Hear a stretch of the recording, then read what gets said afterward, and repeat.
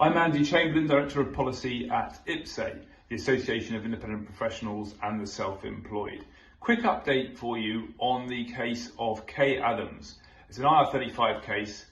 Kaye Adams won the case at First Tier Tribunal and at Upper Tier Tribunal. HMRC appealed again. It went to the Court of Appeal. The Court of Appeal has now decided to kick it back down again to a lower court to be reheard.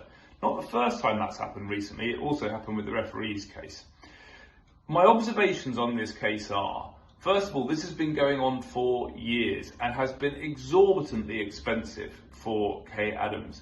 There is a real disparity here in fairness. So HMRC have an unlimited pot of taxpayer money to dip into to bring these cases to court, whereas individual taxpayers are really left fighting this for themselves. And I feel very, very sorry for Kaye Adams, who is still not out of this yet.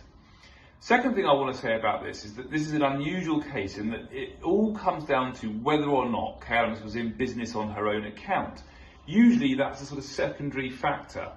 So the Court of Appeal had to consider whether or not it was okay to make that sort of almost the primary factor in making a decision on this. And they decided that the lower courts had erred.